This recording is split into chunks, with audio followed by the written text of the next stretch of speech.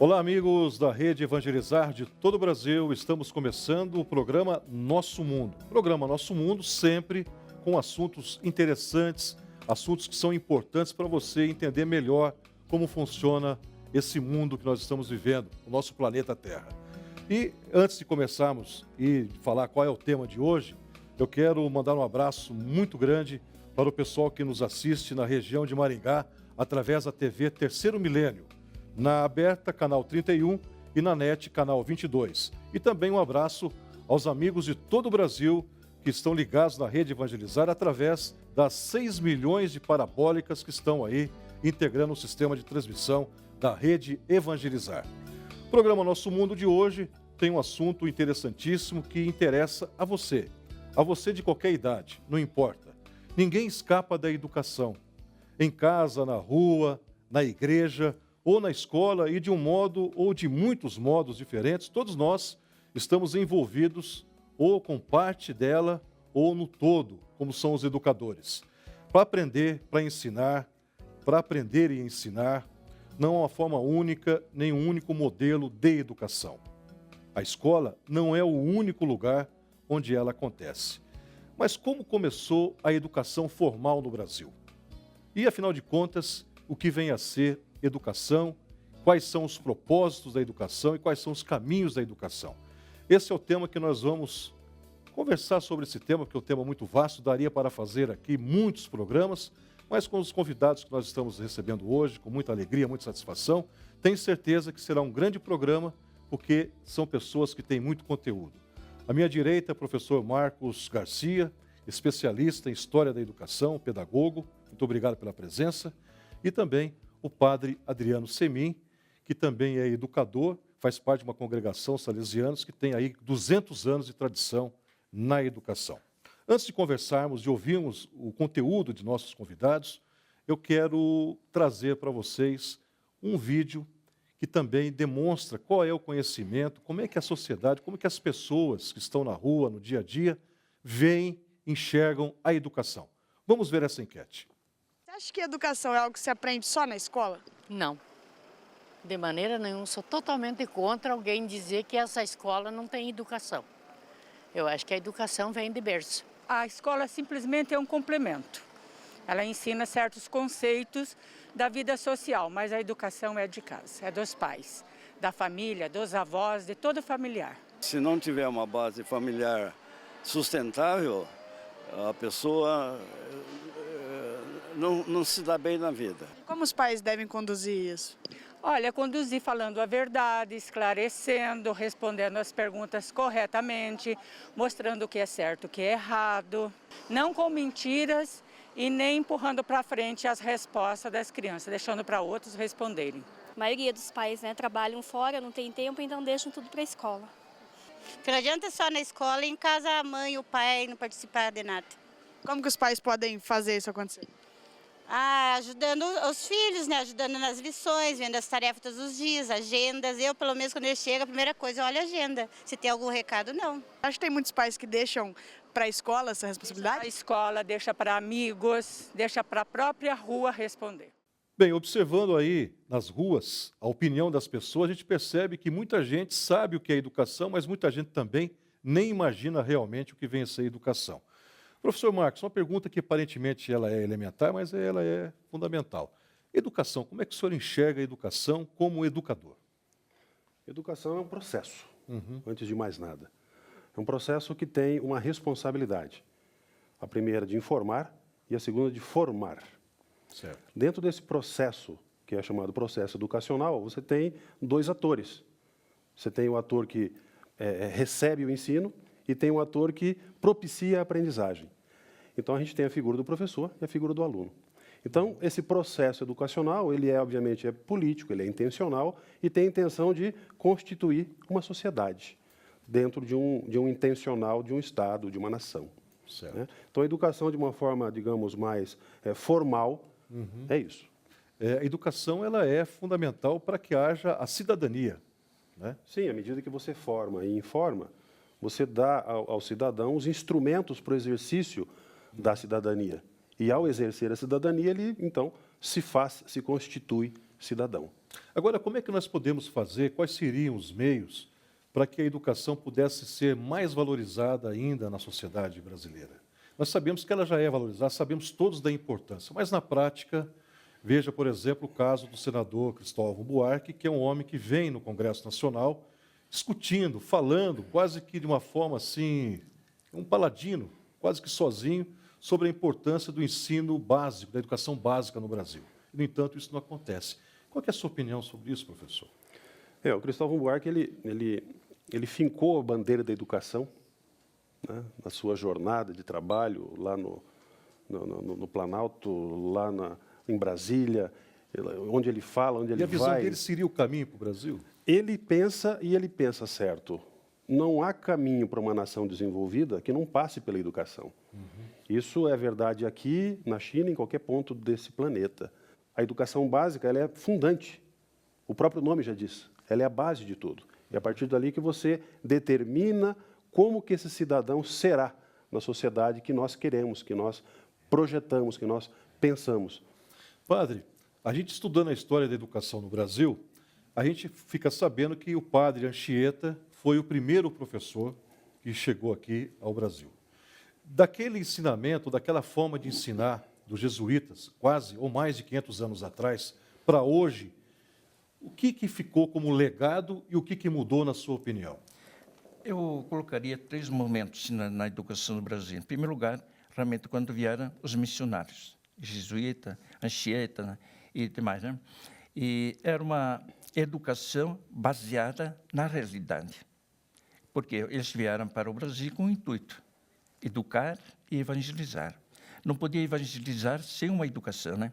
Então, o primeiro passo na educação foi ensinar a ler, a escrever, para depois evangelizar.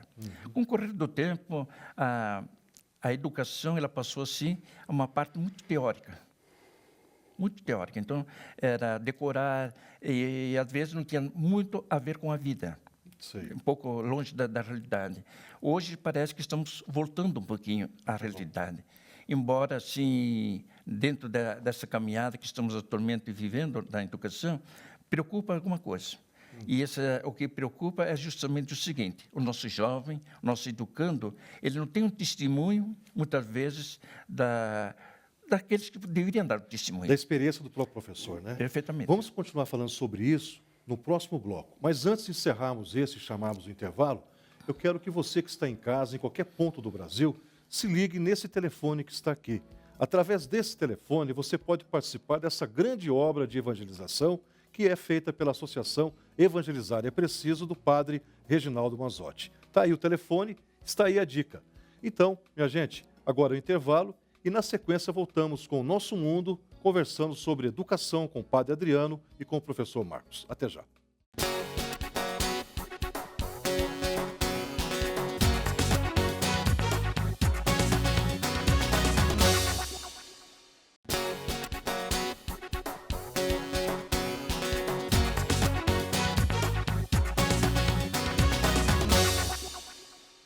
Meus amigos de todo o Brasil, da Rede Evangelizar, o programa Nosso Mundo de hoje, estamos falando sobre educação, aqui com o professor Marcos Garcia, que é especialista em História da Educação, e também com o padre Adriano Semin, que é salesiano, tem uma tradição enorme na educação.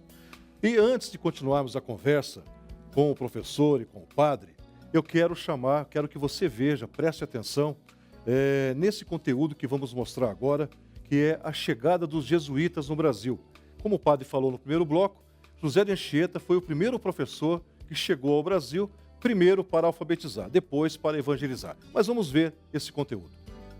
O filme, dirigido por Roland Joffé e escrito por Robert Bolt, A Missão, é uma obra inglesa de 1986, baseada em fatos reais e trata da época da expulsão dos jesuítas do Reino Português. Irmão Gabriel é um padre jesuíta designado à missão de São Carlos. No meio dos índios guaranis, desarmado, ele é aceito por aquele povo por conta da música que tira do seu oboé e é levado até onde estes residem. Lá, ele reinicia o trabalho de evangelização dos índios. O território ocupado pelas missões está em vias de passar a pertencer aos espanhóis, que podem escravizar os índios, ao contrário dos portugueses. O destino das missões é selado. Os jesuítas devem retirar-se. Todas as tentativas de persuadir os índios de se retirarem das missões são em vão e todos são dizimados.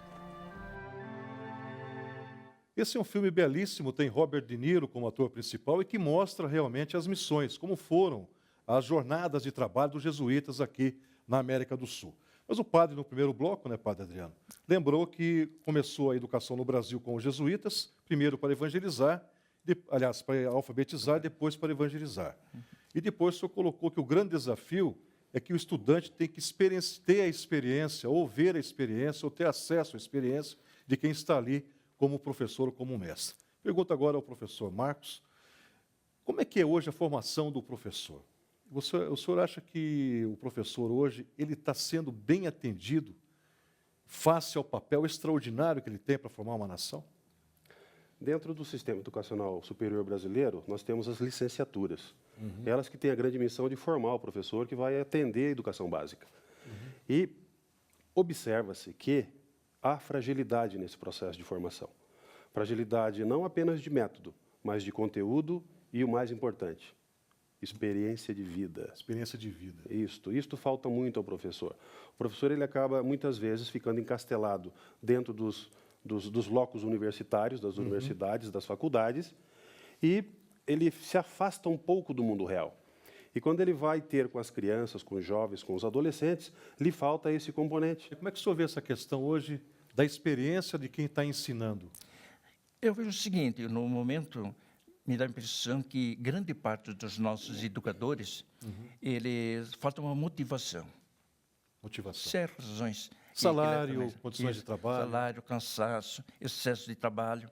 E isso dificulta para que realmente o professor seja alguém que eduque. Não é apenas transmitir conhecimento, é formar para a vida. O senhor é sacerdote e o senhor é professor. O que o senhor pode me dizer da frase ser professor ou lecionar é um sacerdócio? É realmente? Realmente é. Porque o sacerdote é aquele que realmente leva alguém a Deus. Aquele que oferece a Deus o universo, a pessoa e coisa semelhante. Pois bem, o professor realmente tem essa função, né? De encaminhar. E eu acho que o nosso objetivo final é justamente Deus, o amor. Né? E para lá que nós estamos caminhando. E o professor consciente, o professor realmente que quer cumprir a sua missão, ele realmente caminha para o amor. E nós somos peregrinos pelos estados da vida, né? E para podermos chegar a essa meta final. Então, acho que o educador ele se torna professor, ele se torna profeta. Aquele que fala em nome de Deus, aquele que valoriza o aluno, valoriza a pessoa, educando. Bacana, muito bonito, padre. Professor Marcos, dentro disso que até agora nós estamos conversando, a questão da experiência e lembrando ainda o exemplo do senador Buarque lá em Brasília, né? Que escolheu essa bandeira e a educação é a bandeira. Qual que seria o caminho para o desenvolvimento, então, para aperfeiçoarmos o sistema de educação no Brasil, começando pela educação básica? O caminho é um só. O caminho é um só. É ter um plano nacional de educação. Nós não temos, né? Um plano de fato. Se temos, não não apenas funciona. De direito. Né? Uma semana atrás foi aprovado o Plano Nacional de Educação. Né? O Congresso fechou, aprovou, e os deputados, alguns, inclusive o Ângelo Vaione, esteve pelo Paraná divulgando, ele foi uma das figuras, né, que participou de todo esse processo. Tivemos avanços, mas isso é de direito, minha gente. De fato, estamos longe, porque políticas públicas que levariam a efeito isso que o Plano Nacional de Educação defende, que é investimento, educação básica, desenvolvimento, melhoria das condições de trabalho, melhor formação dos professores, todo o amparo estatal para que isso se faça, né? Falta. É paupérrimo. E falta também a participação da sociedade, né? A sociedade, na sua contrapartida, ela não tem, digamos, vamos usar o termo culpa? Ela não tem culpa. Ela é vítima do processo. Porque o processo educacional no Brasil, ele é histórico, ele tem centenas de anos, ele passou de jesuítas para a escola nova no século XIX e XX, para chegar hoje no século XXI, dentro de uma sistemática, né, de ensino que privilegia muito o quê? Conteúdo, disciplina. Mas não é isso que é educação. A troca, a experiência humana fica devendo, né, padre? Exatamente, não é mais o saber pelo saber, mudou isso. O mundo hoje é outro. A gente poderia até perguntar, para que leva, ou para onde que leva a educação, o ensino? Então, com essa pergunta do senhor, nós vamos começar o terceiro bloco daqui a pouco, tentando responder essa pergunta. Antes de encerrarmos esse segundo bloco, o tempo já esgotou, eu quero apenas lembrá-lo que existe a Associação Evangelizar é Preciso, e você está convidado a fazer parte desta grande obra, a obra do padre Reginaldo Manzotti, e o telefone está aqui para você fazer contato e se integrar. Voltamos depois do intervalo com o Nosso Mundo, respondendo à pergunta colocada pelo padre Adriano: qual é o próximo passo para a educação no Brasil? Até já.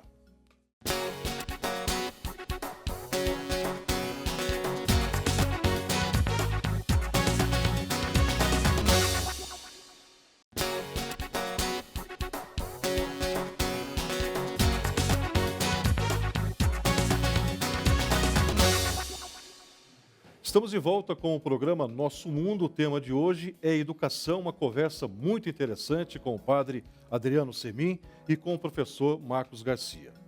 E a gente, no final do bloco anterior, o padre Adriano deixava uma pergunta muito interessante. Para onde leva esse sistema, esse modelo de educação que nós temos hoje no Brasil? Mas antes de ouvirmos a opinião de nossos convidados, quero que você veja esse conteúdo, uma matéria.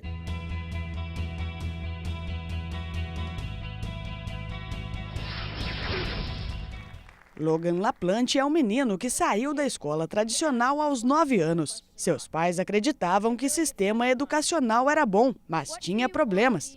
Learning how to be happy and healthy a priority in our schools. It's separate from schools. And for some kids, it doesn't exist at all. But what if we didn't make it separate? What if we based education on the study and practice of being happy and healthy? Because that's what it is, a practice, and a simple practice at that. Education is important, but why is being happy and healthy not considered education? Logan tem uma nova proposta: hackear a própria educação. Ele aprende de forma prática teorias de matemática, física e todas as outras disciplinas, usando como caminho sua paixão por esqui. Skiing to me is freedom, and so is my education. It's about being creative, doing things differently. It's about community and helping each other. It's about being happy and healthy among my very best friends. So, I'm starting to think I know what I might want to do when I grow up. But if you ask me, what do I want to be when I grow up? I'll always know that I want to be happy. Thank you. Bem, matéria muito interessante que mostra realmente uma diversidade na metodologia, uma diversidade na forma de encarar a educação. Eu devolvo a pergunta para o senhor, padre. Esse modelo vai levar para que lugar? Para onde nós estamos indo, tanto o cidadão quanto a sociedade, com essa educação que nós estamos aí? E mais, qual seria a educação necessária para levar para uma sociedade que nós precisamos realmente melhor, mais equilibrada, mais igualitária? Bem, eu vejo o seguinte, que é uma resposta que a gente pode dar que preocupa. Preocupa porque a gente não sabe bem para onde está caminhando a educação, né? Eu vejo, sim, muitos jovens, muitos educandos que, às vezes, terminam o curso praticamente não preparados. Não sabem nada. E reflete isso na sociedade. Não temos líderes. Quais são os líderes políticos? Quais são os líderes que temos aí na sociedade? E eu acho que a escola, ela tem também essa missão, ou a educação tem essa missão, de formar líderes. E eu vejo dentro do sistema, por exemplo, salesiano, da qual faço parte da congregação, que Dom Bosco deixou para nós uma meta, né? Formar bons cristãos e honestos cidadãos. O que ele colocava como base dessa educação? O sistema preventivo. Prevenir para não ter necessidade de castigar. Então, veja bem, o sistema preventivo de Dom Bosco, baseado em 3 palavras: a razão, a religião e bondade. A razão é tudo aquilo que ele pode adquirir para a sua vida e poder viver na sociedade. A religião são os valores que, com o correr do tempo, estão se perdendo na história ou na caminhada. E depois, a bondade, o amor, conquistar o coração do jovem para a gente poder encaminhá-lo para ser um bom cristão e honesto cidadão. Muito bem, muito obrigado. Parabéns. Né? A gente aqui também participa aprendendo, né? Professor Marcos, a sua visão, para onde nós vamos e qual que seria o caminho da educação para o país que nós queremos? Começando pela educação básica, tornando fato Incorporar a realidade, a experiência da realidade. O que a legislação aí está colocando, né, para a sociedade brasileira, mas a valorização do professor. Isso. Né, seja na escola pública, seja na escola privada, seja nos sistemas de ensino alternativos. A valorização dessa figura, que é a figura do docente, ela é mais do que necessária. Ela é imprescindível. Sem o orientador, sem o mentor, sem o mestre, você não consegue avançar no processo. Por mais que você tenha todo aquele intuito de pessoas que querem e precisam ser formadas, você precisa de um bom orientador, de um bom professor, que compartilhe disso que o padre frisou muito bem, né? Que são os valores. Né? Que são os pilares que vão orientar, nortear uma sociedade. Quando uma sociedade perde os seus valores, o que a gente vê? Violência, a gente vê descaminho, a gente vê falta de liderança, ou pior do que isso, né? Liderança negativa, black box, né? Vândalos. Então isso é o quê? É reflexo da perda de valores, reflexo da redução daquilo que é o mais íntimo, né? Que é a compaixão, o amor, né? A vontade de fazer bem ao próximo, do bem-querer. Né? Tudo isso se perde. Maravilha, professor, maravilha, padre. Estamos tendo hoje a oportunidade de aprender muito e ouvir opiniões de pessoas que conhecem realmente sobre aquilo que estão falando, sobre a educação no contexto do Brasil e do mundo. Afinal, nosso programa é o nosso mundo. Mas antes do encerramento, eu quero ainda uma mensagem final de cada um de vocês. Eu quero trazer essa mensagem, este institucional, para você refletir um pouquinho sobre a grande obra da Associação Evangelizar é Preciso. Vamos lá. Onde você está buscando sua felicidade? E onde você aposta sua felicidade? Será que você não está batendo em portas erradas? Será que não é hora de melhorar a sua busca?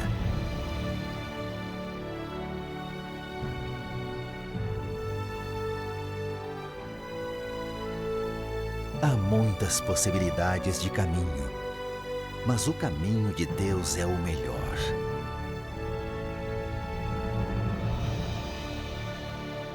Venha fazer parte desta grande família. 0 operadora 41 8401 0909, dígito 1. Tá, então, colaboração é um dos fatores importantes para um mundo melhor e participação e solidariedade é o que você pode também contribuir através da Associação Evangelizar é Preciso. Está aí a informação para você. Com essa visão maravilhosa do professor Marcos e do padre Adriano Semin, nós estamos encerrando mais uma edição do programa Nosso Mundo. E com muita alegria no coração, porque realmente esse tema de hoje foi um tema muito bem debatido e que você, eu tenho certeza, de qualquer lugar do Brasil, pôde aproveitar e vai fazer a partir de agora parte de sua reflexão. Um abraço a todos e até a próxima edição. Tchau.